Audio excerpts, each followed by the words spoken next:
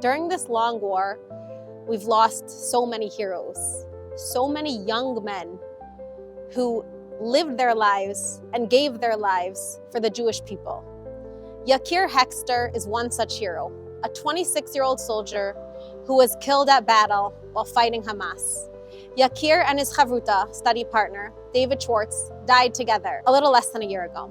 I want to share a little bit about Yakir's life because even though I didn't know him personally, I knew his family, his father, his mother, his brothers, and I knew how much he meant to them.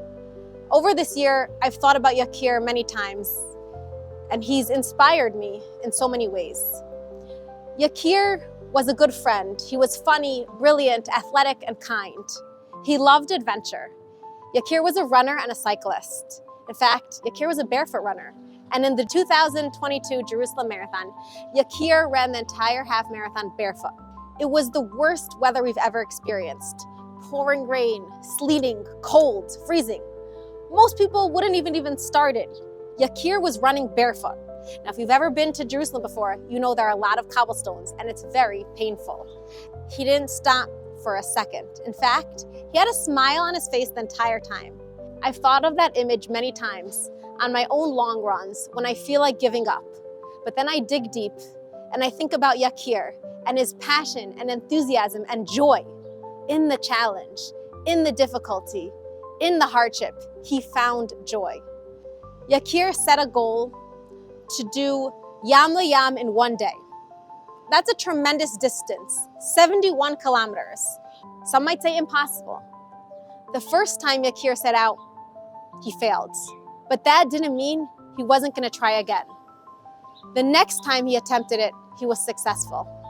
That was Yakir, never willing to give up, never willing to compromise, always down for a challenge, and with a smile. Yakir's mother said, "Yakir, you made it so easy to be a mom. You were just so fun, so chilled, so easygoing." And she describes how even at battle, when he had so much on his mind, in the midst of such craziness and chaos, he made sure to call his mother daily and tell her, "Mom, I'm doing great." He would say, "Hakol sababa ba'aza." Everything's chill. I'm doing fine. That was his personality. He made people around him feel so comfortable. He was so easygoing, and he was so considerate to know how much his family would appreciate hearing from him that he took the time to do that whenever he could. Yakir lived a life of Torah. He and his chavruta, David Schwartz, died together in battle.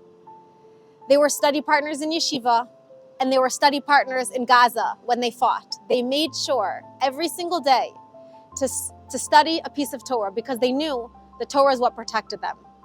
Yakir lived his life to the fullest. He understood the ability to elevate the physical, to combine physicality and spirituality together.